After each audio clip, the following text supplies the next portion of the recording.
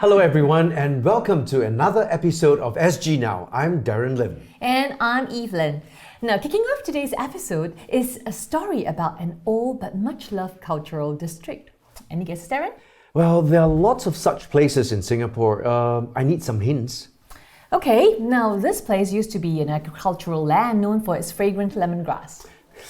I'm sure that's a big enough clue, but is there some more clue? Okay. During a certain month of the year, this place comes to life with a month-long bazaar that attracts large crowds with its wide variety of food and beverages, festive clothing, decorations. Wait. Are you talking about the Hungry Ghost Festival? I'm talking about live people. Oh, big bazaar, then it has to be Geylang Serai. That's right. Now, unfortunately, the bazaar was suspended again this year due to the pandemic, but that doesn't mean to say that there isn't anything to see or do there. Our CityJo Syah went on a tour to explore the area and has lots to share with us.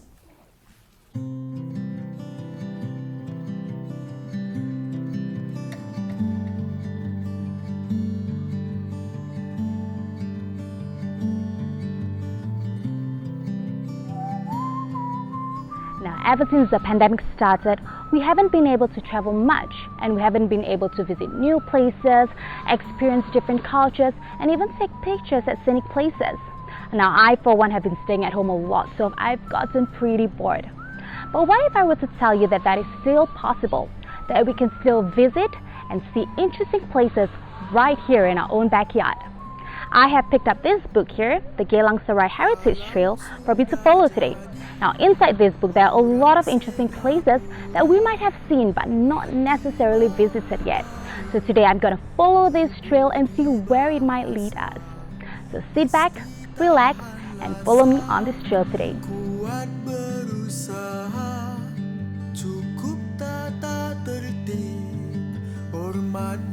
My first stop is the Geylang Serai River. I was immediately struck by how the neighborhood had transformed over the years into this modern waterway. Along Lorong 44, I came across the former Queen's Theatre. Opened in the 1930s under the name Ritz Theatre, this place used to screen Malay, Indonesian, and even Egyptian movies. Along this heritage trail, there are also a couple of food stops, and I allowed myself to indulge in some refreshing soybean drinks at this beancurd stall, which originated from Rochor more than 50 years ago. And a short while later, I was already hungry from the walking, but luckily for me, I came across this traditional coffee shop. The kaya isn't too sweet, so it's really just right for me, and I think it's really delicious.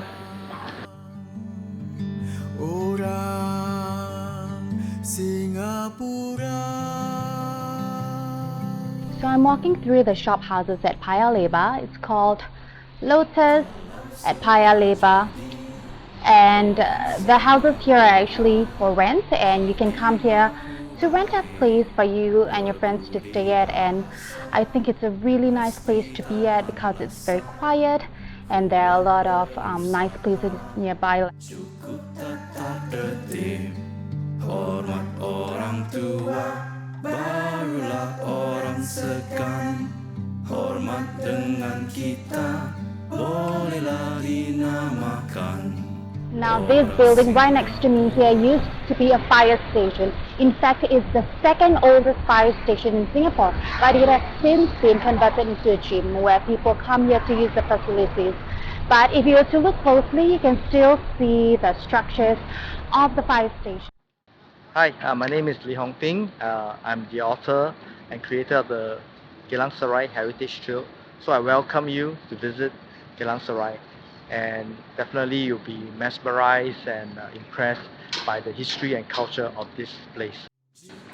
Now we have just come to the end of the trail, and as you can see, you don't have to travel far and wide to visit beautiful places when you have one right here in Singapore. Now I already miss the kaya toast and the soya bean drink I had just now. And if you want to try them yourself as well and to see these places for yourself, you can get the book for free at Geylang CC, or you can even contact the author for a free guided trail. This has been CityJo Syah. Take care, stay safe, and remember, anywhere can be beautiful if you know where to look. Orang Singapura. Hey, actually, we should go check out that place. It's so near where our parents live, isn't it? That's right. Nparks has the mandate to turn Singapore into a city in nature. Some of their works involves protecting and surrounding our 4 nature reserves with natural gardens and parks. No less than 200 hectares of such natural parks and gardens will be developed in the next decade. Yes. During this time, we will also see the greening and cooling of our industrial estates with 200 hectares of skyrise greenery. That means to say even our industrial estates is going to become very beautiful. That's right. And they're doing a really wonderful job, but we also have other great initiatives taken by others. Our CityJo Abby just visited the beautiful Yunnan Garden at NTU. Abby, tell us more. Hi, I'm Abby, and today I've come all the way to NTU to visit the newly renovated Yunnan Garden. As an NTU alumni, my impression of Yunnan Garden is trees, grass, and more grass. But Yunnan Garden has recently been revitalized, and in fact there's been quite a lot of buzz about it online. So let's go check it out.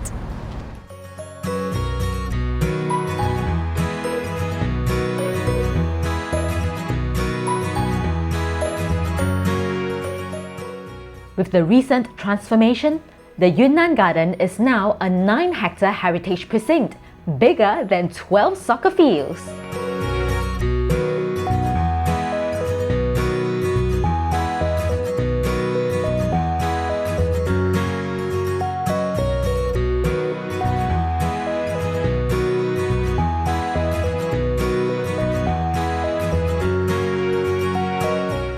And the star attraction, a 5.6 meters tall waterfall.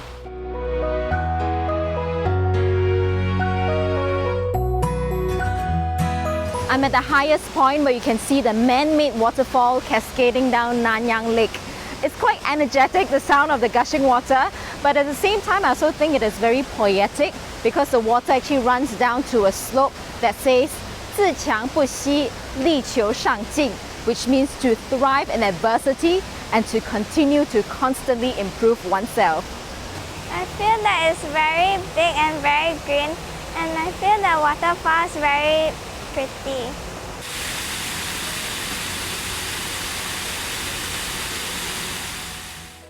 Built in the 1950s, Yunnan Garden has historical significance as the birthplace of Nanyang University. The garden's legacy has been carefully preserved with elements such as the Nanyang Arc replica, the Chinese Heritage Center, and the Nanyang University Memorial.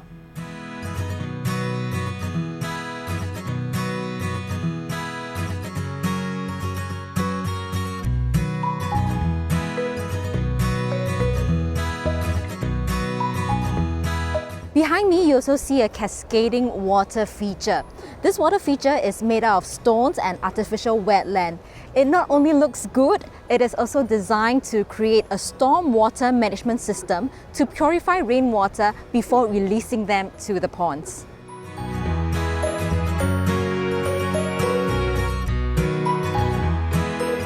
Uh, 我特别喜欢来这里喂鱼。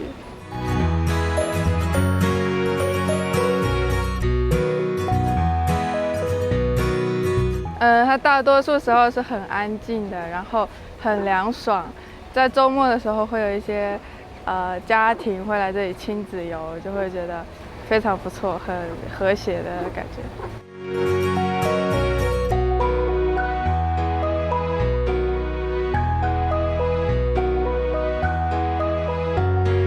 Besides nature and architecture, Yunnan Garden also has activity spaces for the health conscious to enjoy.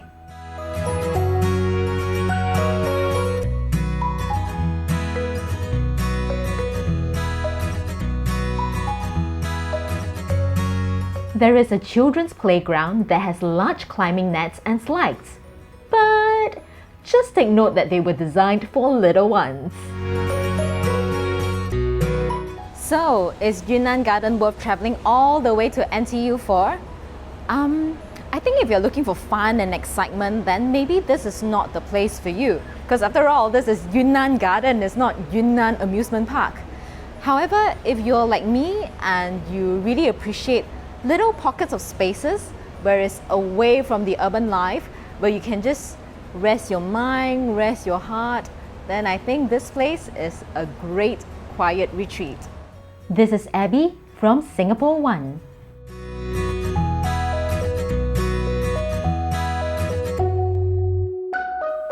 Such a tranquil and peaceful environment, isn't it? That's right, but it's a little bit too far for us. Yes, that's right. But if you're nearby, do give it a shot. Yep, getting down to the community level, there's also much excitement about greening Singapore. We are becoming a nation of gardening enthusiasts. This is what COVID does to you, right? We have more gardeners and we have more bakers now. True, and you don't have to rush with people, at the supermarket. You can have your own greens. Yep, people now want to grow their own vegetables, and N Park is actually stepping in to help them by giving them small spaces to turn them into tiny vegetable farms. That's right, and they are called Allotment Gardens, and CityJo Guan has the story.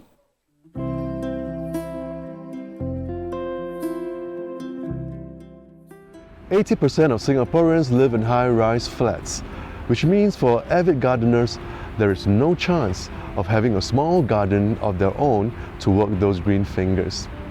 Now, the allotment gardening scheme from M Parks allows aspiring gardeners to lease small plots to hone their skills, and such allotment garden plots can now be found in public parks island-wide.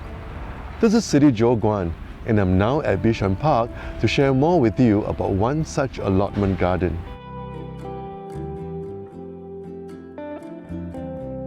Here at the Bishan Park Allotment Gardens, there's a sense of serenity. And even if you're not a plot owner, one can just come down and enjoy the peace and tranquility. But of course, if you have a plot of your own, all the more reason for you to spend some time here to tender to your own little garden.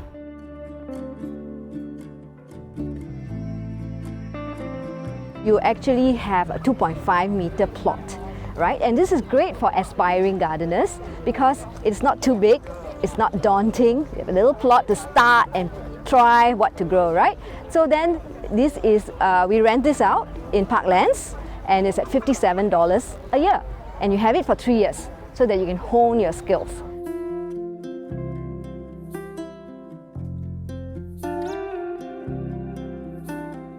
You can have your own private, they so-called as a private plot. Then we can have a free sun, open space. Then you can, it's inside the park. The best part is inside the park, where you can communicate with all the visitors, for the people who jog here, people who walk with different walks of life.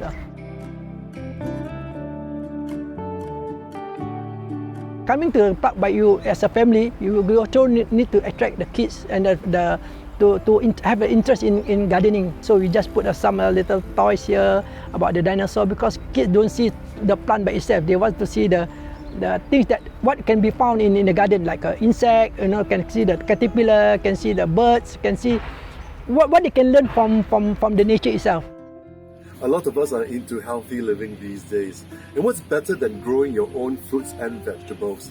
When I walked around, I actually see a lot of plots with fruits like bananas, like papayas, and vegetables like tomatoes, like French beans, long beans.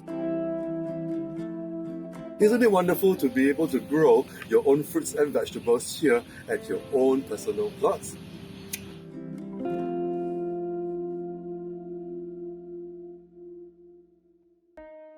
The tomato plants that I grow is that many people try and they fail. So when they see the tomato plants that I grow, it's like, wow.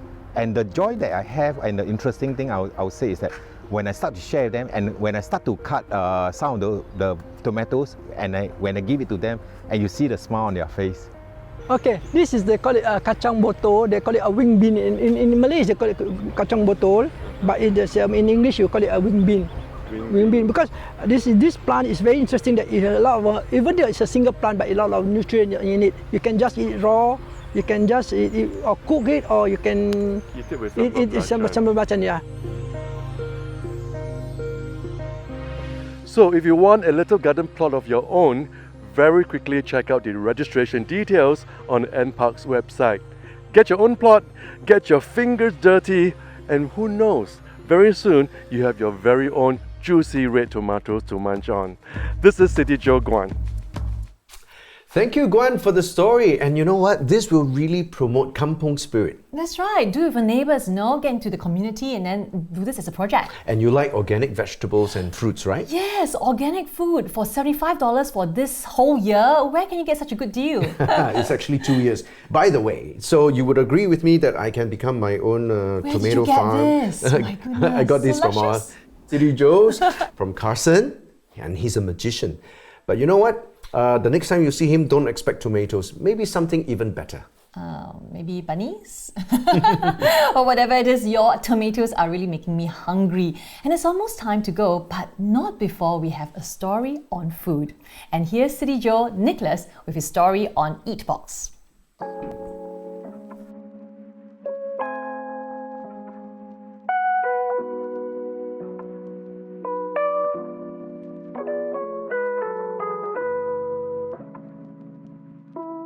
Hey, how's it going, everyone? My name is Nicholas from SG1, and today we're here to check out the new Eatbox located in Tekka Place. Let's take a look.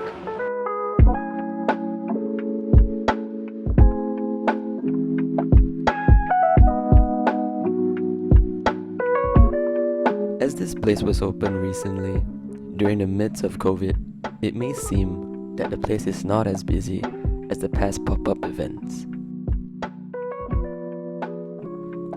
However, despite them having less people visiting Eatbox, the energy and the vibes that the staff give out is something worth noting. They truly show that even during COVID, with the new heightened measures, it is still good vibes only.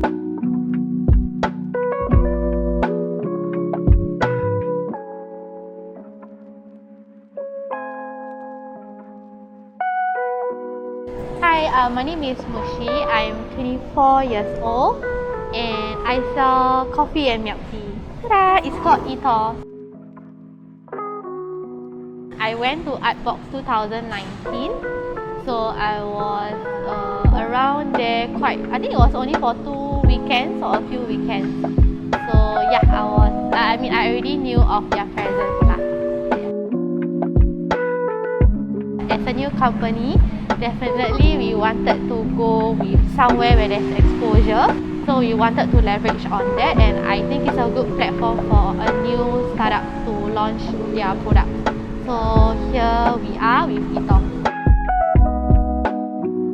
One of the few things about Eatbox is that we want to practice recycling. So one of the pretty good response it has been here is that we always initiate recycling our current bottle or the pre-launch bottle, is that they can always come back with the existing bottle, and then with every refill it's only $3 on any beverage including the cold brew. So it's more of the exclusivity with Eatbox bottles only. So that's it.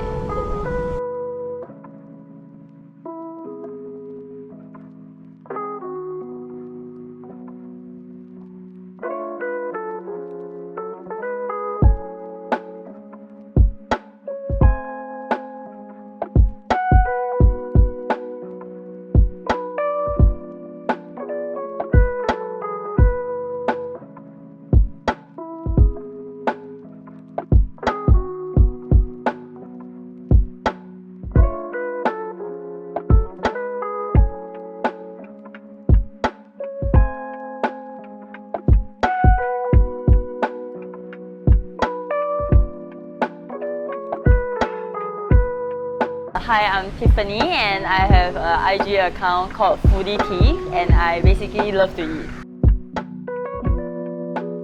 I think it's actually very cool, with the vibes of a pop-up store and how much effort they put in. All is great. I I think it's mainly the food because there's a lot of interesting food. But I think the highlight would also be like the ambience where there's a lot of neon signs and with like hashtag around, which I personally love it. I will hang out with my friends here, not so much for my family because it's like more a hipster place, I would say. And yeah, I actually like the food here.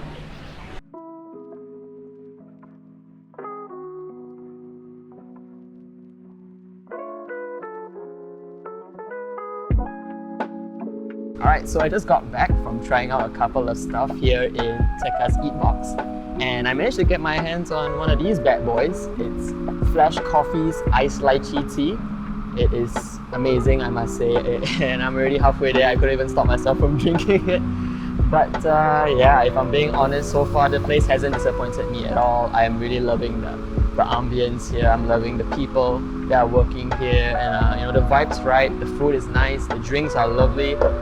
Strongly recommend you guys to come down here and check it out for yourselves. It's something else, man. And the best part, like I said, you don't have to wait till that one occasion in the year where you get to visit. It's open permanently. Just saying.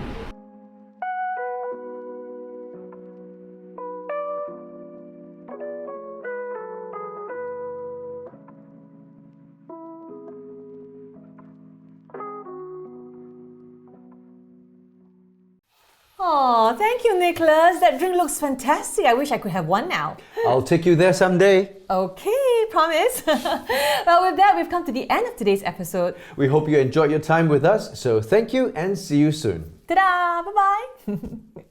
Okay, when? Tonight?